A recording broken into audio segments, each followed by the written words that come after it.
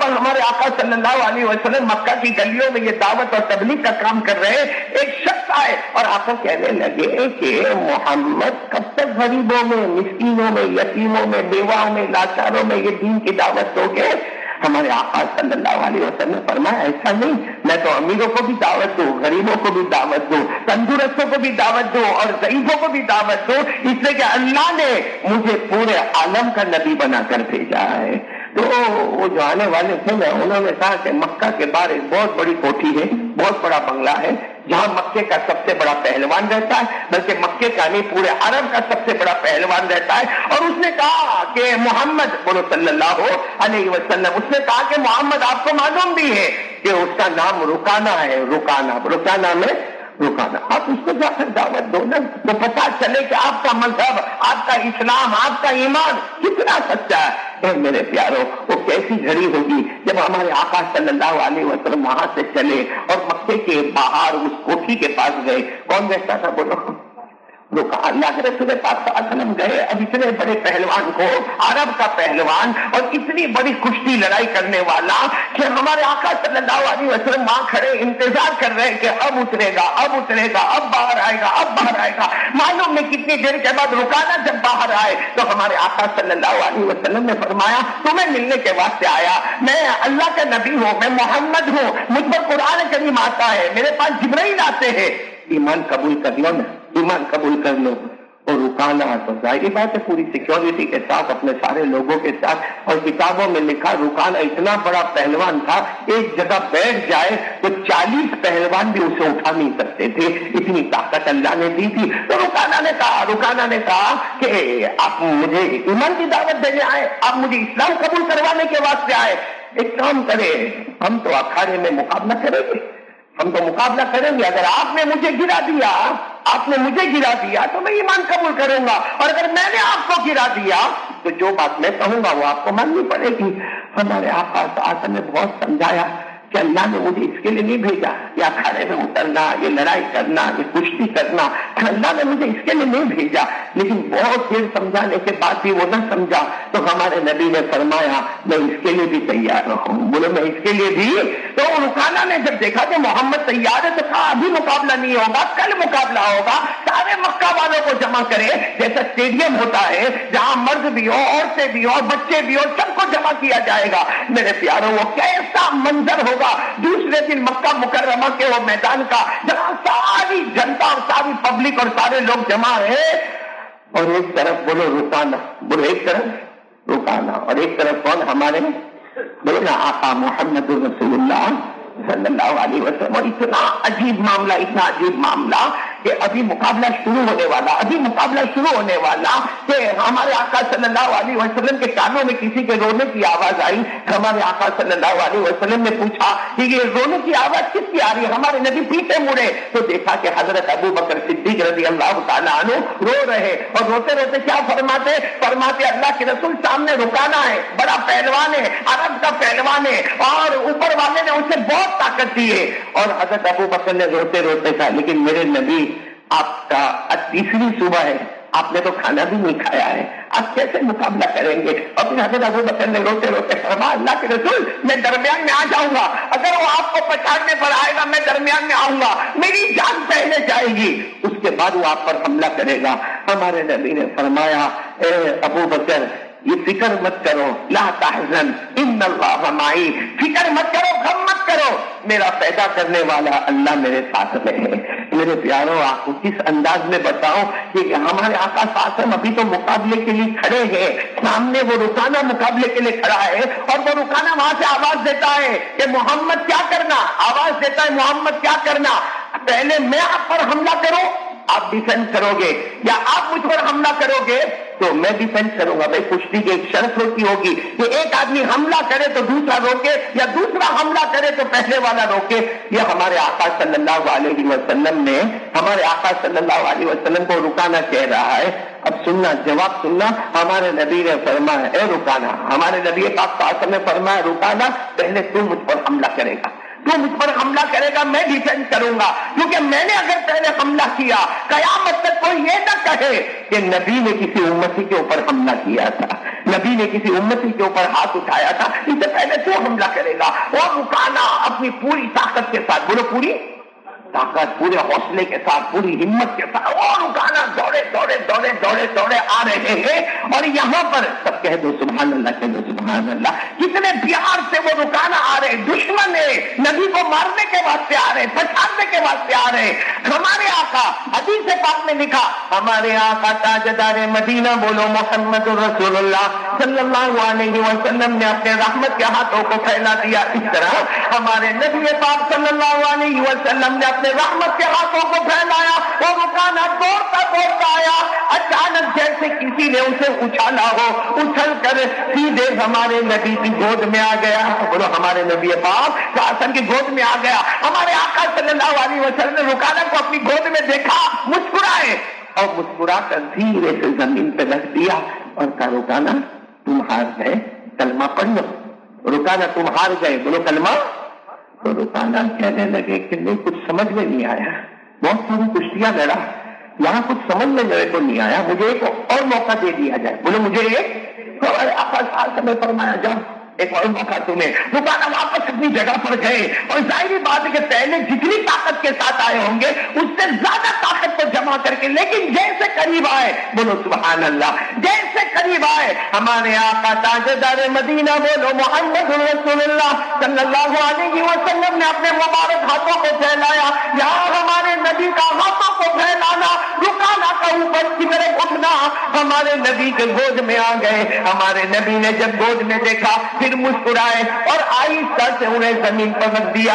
بولو آہستہ سے زمین پر کتنی مرتبہ ہو گیا؟ ہمارے نبی نے کہا رکانا اب تو ہار گئے نا۔ تو رکانا کہنے لگے کچھ سمجھ میں نہیں آ رہا، ایک آخری موقع مجھے دیا جائے، آخری موقع۔ پیچھے کون بیٹھے تھے حضرت؟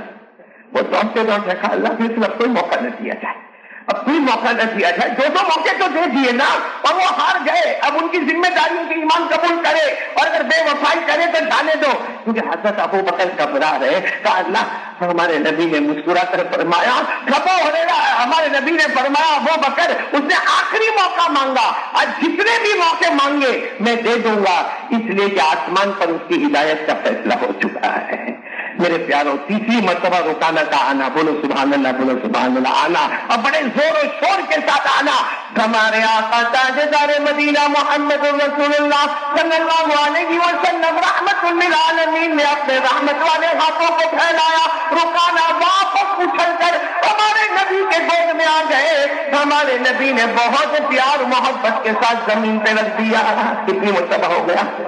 اب تیسری مرتبہ ہو گیا تو رکانا اٹھے ہمارے نبی کے مبارک ہاتھ کو چوما، بولو ہمارے نبی کے مبارک ہاتھ کو چوما، گلے لگے، معانقہ کیا، مصافحہ کیا، اور جیسے وہاں اس میدان میں ایک آواز آئی اشہد ان لا الہ الا اللہ واشہد ان محمد رسول اللہ، حضرت رکانا بن گئے۔ رکانا اب حضرت رکانا رضی اللہ تعالی عنہ صحابی بن گئے اور سارے مکے والوں میں آواز آ گئی رکانا نے ایمان قبول کر لیا، ارے رکانا نے محمد کے مذہب کو قبول کر لیا، ارے رکانا نے اسلام کو قبول کر لیا۔ مکے کے جو بڑے بڑے لوگ تھے وہ سب رکانا کے پاس آئے اور کہا رکانا یہ سب جادو سے ہوا، جادو سے، یہ جادو سے تمہیں 3 مرتبہ زمین پہ رکھا۔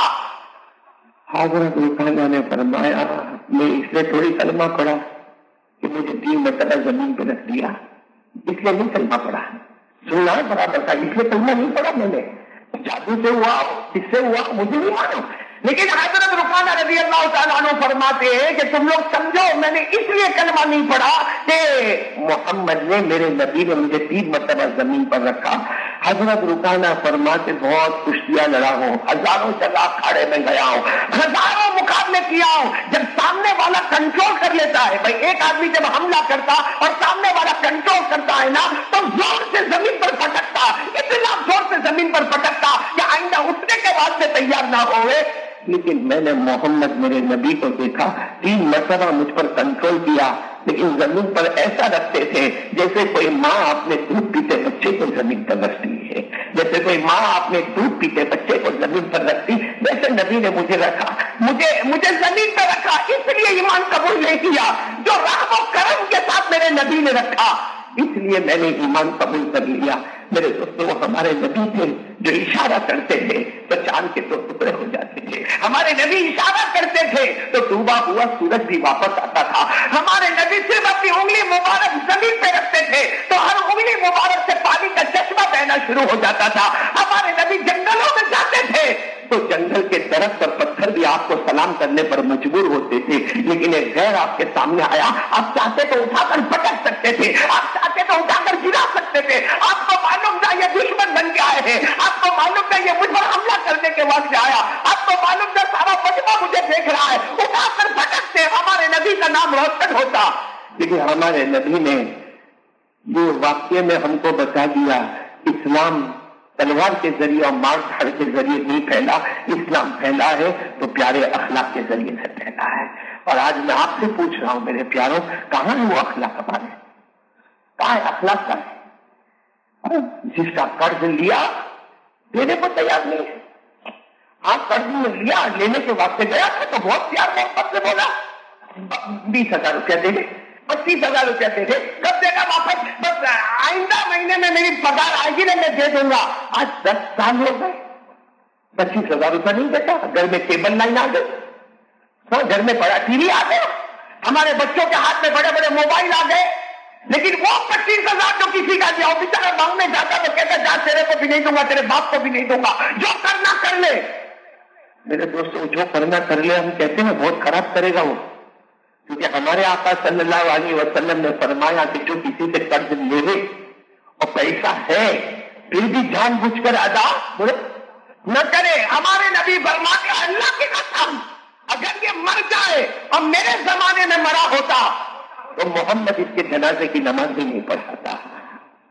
آج میرے دوستوں، ہمارے اخلاق، ہمارا جھوٹ بولنا، ہمارا کالوں کا غلط استعمال، ہمارے موبائل پہ غلط استعمال، کیا اور پھر کیا کہتا ہے اللہ کی مدد نہیں آتی نا، کتنے زمانے سے بارش ہو رہی ہے نا، اللہ کی مدد نہیں آتی، کتنے گاؤں برباد ہو گئے، ہلاک ہو گئے، ارے شکر مانو اللہ نے ہم کو برباد نہ کیا، ورنہ جن کو برباد کیا وہ جتنے گنہگار تھے نا اس سے زیادہ ہم گنہگار ہیں یہاں پر۔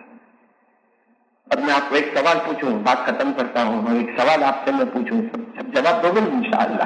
میں نے بولو جواب دو گے انشاءاللہ؟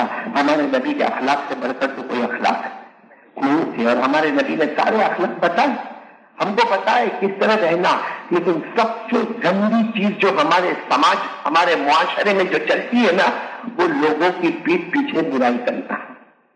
جس کو دیکھو عوام عوام، خواص خواص، سارے لوگ جہاں دو مرد جمع ہو گئے یا جہاں 2 عورتیں جمع ہو گئی، 2 منٹ اچھی بات ہوگی، 24 منٹ پر بات آئے گی، وہ عبداللہ کا کیا ہوا، عبد الرحمان کا کیا ہوا، ایوب کا کیا ہوا، 2 بہن بیٹھ گئی فاطمہ رقیہ، 2 منٹ کے بعد بات آئے گی زینب کا کیا ہوا، خدیجہ کا کیا ہوا، مریم کا کیا ہوا۔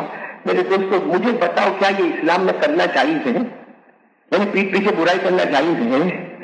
اور برائی پیٹ پیچھے برائی یہ نہیں کہ باہر کی دنیا میں ہو رہا، اللہ کے گھر میں بھی ہوتا ہے، اللہ کے گھر میں ہوتا ہے۔ جمعہ کی نماز پڑھا، السلام علیکم ورحمۃ اللہ، السلام علیکم ورحمۃ اللہ، سنت پڑھا، نفل پڑھا، مسجد کے باہر نہ نکلا، اس سے پہلے بات شروع ہو گئی، اس کا کیا ہوا؟ وہ تم نے سنا ایسا ہوا، بولے ہو رہا ہے کہ نہیں ہو رہا؟ ہمارے نبی فرماتے الغیبۃ اشد من الزنا، ہمارے نبی فرماتے کوئی زنا کرے اتنا بڑا گنہگار نہیں جتنا بڑا گنہگار وہ ہے جو پیٹ پیچھے لوگوں کی برائی کرتے ہیں۔ تو ہم نماز پڑھ رہے، ہم تہجد پڑھ رہے، ہم اشراق پڑھ رہے، ہم چاش پڑھ رہے، ہم اللہ کو راضی کرنے کے لیے کتنا وقت اللہ کے سامنے لگاتے ہیں۔ ایسا مسلمان جو جمعہ پڑھنے آیا تھا کہ زنا کرنے کے واسطے آیا تھا؟ نماز پڑھنے آیا تھا کہ زنا کرنے کے واسطے آیا تھا؟ ایک بات میں آپ کو بتاؤں، اللہ نہ کرے اللہ ہمارے تمام بھائیوں کی عمر میں برکت عطا فرمائے، بولو آمین۔ لیکن اگر میرا سگا بھائی، آپ کا سگا بھائی مر جائے، غسل دے دیا، کفن پہنا دیا، سامنے اس کا جنازہ رکھا ہے، سامنے جنازہ رکھا ہے، اللہ نہ کرے لیکن سامنے جنازہ رکھا، تو کوئی میرے پاس آ کر کہے آپ کا بھائی ہے، سگا بھائی ہے، کہا مجھے کہا چھری لو، ذرا اس کے پاؤں کا گوشت نکالو، ران کا گوشت نکالو، آج رات کو پکائیں گے اور کھائیں گے۔ کون کرے گا ہم لوگ میں سے؟ یہ کون ایسا بولے گا ہاں چھری کا میں میرے سگے مرے ہوئے بھائی کا گوشت نکالو؟ کوئی کرے گا ایسا؟ میرے بولو نا کوئی کرے گا ایسا؟ اللہ تعالیٰ فرماتے اگر کوئی کرے چھری لے اپنے سگے بھائی کے پاؤں کا گوشت نکالے اسے گرم کرے پکائے اور کھائے. ہمارے نبی صلی اللہ علیہ وسلم فرماتے اللہ فرماتے اگر کوئی ایسا کرے اتنا بڑا گنہگار نہیں جتنا بڑا گنہگار وہ ہے جو پیٹھ پیچھے لوگوں کی برائی کرے. اور آج ہمارے سماج میں جس کو دیکھو وہ پیٹھ پیچھے برائی کرتا کہ نہیں دیکھتا. اپنے سگے بھائی مردہ سگے بھائی کا گوشت کھانا اتنا برا نہیں جتنا پیٹھ پیچھے لوگوں کی برائی کرنا برا ہے. اور یہ قرآن میں لکھا میرے دوستو. ہم نمازیں پڑھے روزہ رکھے لیکن یہ چیز تو سوچے کہ ہم کیوں کسی کی پیٹھ پیچھے برائی کرے اور برائی کرنے سے ہم کو نفع ملے گا یا نقصان ملے گا. اللہ نے قرآن پاک میں فرمایا وَلَا يَغْتَبْ بَعْضُكُمْ بَعْضًا أَيُحِبُّ أَحَدُكُمْ أَن يَأْكُلَ لَحْمَ أَخِيهِ مَيْتًا فَكَرِهْتُمُوهُ إِنَّ اللَّهَ تَوَّابٌ رَحِيمٌ. اللہ تبارک و تعالیٰ فرماتے کوئی کسی کی پیٹھ پیچھے برائی نہ کرے. کیا تم پسند کرتے ہو کہ اپنے مردے سگے بھائی کا گوشت کھاؤ؟ اللہ فرماتے وہ کھانے کا اتنا بڑا گنہگار نہ ہوتا. کاش ہماری ماں بہنیں سوچے کہ پیٹھ پیچھے لوگوں کی برائی کرنے سے اچھا میرے پیاروں تسبیح پڑھ لینا سبحان اللہ پڑھ لے. اللہ تعالیٰ ہم سب کو عمل کی توفیق عطا فرمائے. میرے دوستو 5 منٹ باقی ہے. ایک پیغام میں آپ کو دینا چاہتا ہوں کہ ماشاءاللہ جمعہ میں ہماری صورت میں مسجدیں بھری رہتی ہیں. بولو بھری رہتی ہیں؟ ہاں بولو نا مسلمان ہی رہتے نا. بولو نا مسلمان ہی رہتے نا. بلکہ جمعہ میں بعض مطلب یہ ہوتا ہے کہ جگہ نہیں ملتی تو باہر کی نماز پڑھنی پڑتی ہے.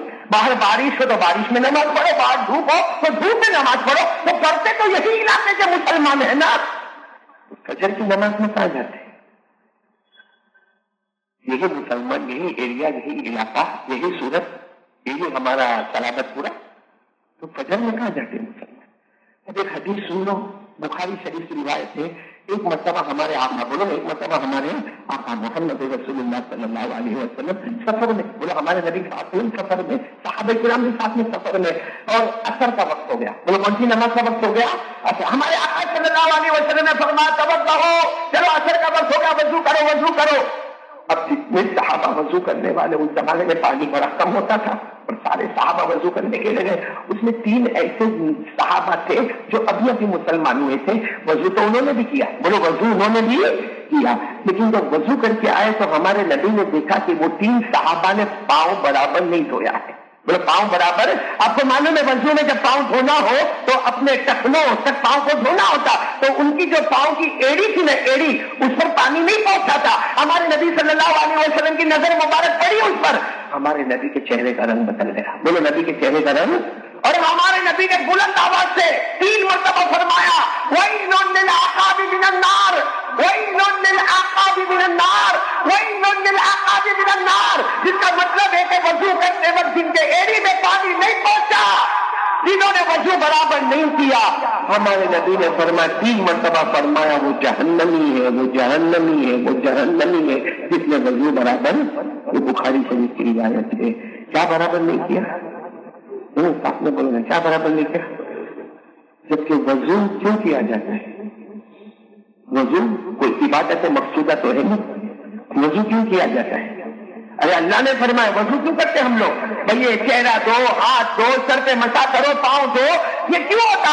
اللہ نے فرمایا اذا قمتم الى الصلاة فاغسلوا وجوهكم وايديكم الى المرافق وامسحوا برؤوسكم وارجلكم الى الكعبين. اللہ نے فرمایا وضو کو ہم نے ضروری قرار دیا اس لیے تو تمہیں نماز پڑھنا ہے.